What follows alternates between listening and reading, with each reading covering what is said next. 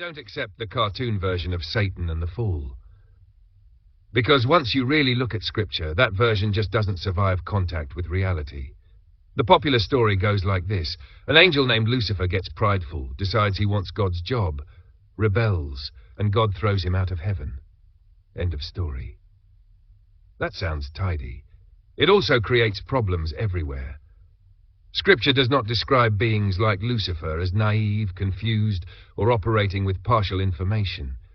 These are beings described as full of wisdom, functioning within God's order, operating in proximity to God's presence. Proximity to God brings clarity, not delusion. So the idea that a being like that just wakes up one day and thinks, I can beat God, doesn't make sense biblically, philosophically, or mechanically. That version quietly turns evil into a mystery substance and rebellion into a personality flaw. And once you do that, everything downstream becomes incoherent. So I reject it, not because I'm trying to be clever, because it doesn't work. Here's the rule my model starts with, and you don't get to break it. Evil never creates, ever. Creation belongs to God alone. What evil does is invert what already exists. Same structure, same outline, opposite valuation. Think photographic negative, not rival painting. Light becomes dark, dark becomes light. The shape stays the same. That's the entire engine. Now let's talk about Lucifer properly. Lucifer, in this model, is a real created being, high order, aligned, reflective of God's attributes like wisdom, authority, and beauty. Not a god, not a rival, a reflection. And reflections matter, because reflections are how finite reality receives infinite goodness without being destroyed. Here's where the model departs from the cartoon. Lucifer does not first rebel and then fall. Instead, his image is allowed to be used, voluntarily. That sentence makes people uncomfortable. But stay with me. For humans to have real free will, not fake choices, not programmed obedience, temptation has to be real. Contrast has to be real. Alternative valuation has to be real. And God does not coerce obedience by overwhelming presence.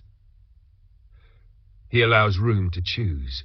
So what activates first is not rebellion, it's inversion. When Jesus says, I saw Satan fall like lightning, that's not geography. That's state change. Lightning doesn't wander, it switches on, instantly. That moment is when the inverted function goes live. This is where I make a distinction that clears up a lot of confusion. Lucifer is the original created being. Satan is the inverted function operating in the lower domain. Same image, opposite meaning. The adversary doesn't invent lies. He reframes truth. He doesn't create evil desires. He inverts good ones. He doesn't erase God's order. He accuses it, distorts it, weaponizes it. That's why Satan is called the accuser, not the creator. That's why temptation always sounds reasonable. That's why evil is parasitic and boring if you stare at it long enough. Nothing new is being built. Signs are just flipped. Now here's the constraint that keeps this from becoming dualism. The inversion does not operate everywhere. In my model, Lucifer's image is inverted below a certain threshold. Below the level where human moral agency exists. Above that, coherence with God remains intact. Below it, the reflected image functions as a negative. Lucifer is not destroyed.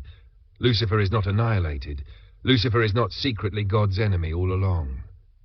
But once the inverted function is active, alignment in that state is no longer possible. Rebellion isn't a mood.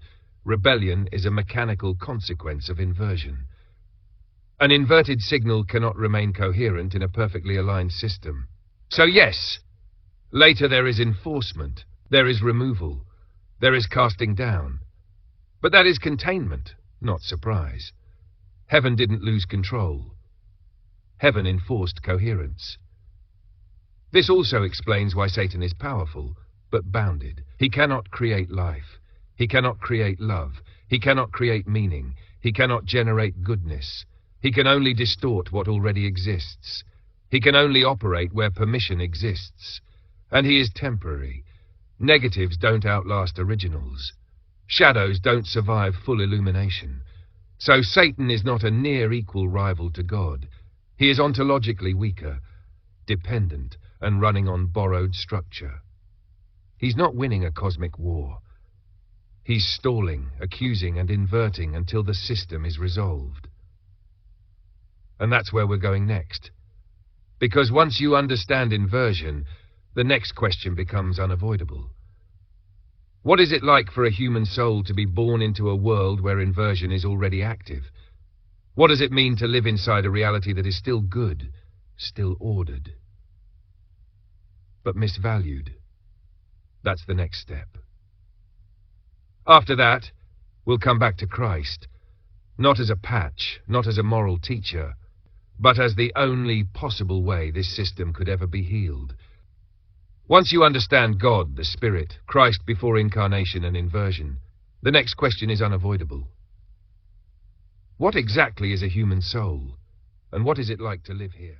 If this reframed evil in a way that actually makes sense, hit like and subscribe. Understanding the adversary isn't obsession, it's discernment. Next, we'll talk about souls, choice, and what makes humans different. Thanks for staying with the series.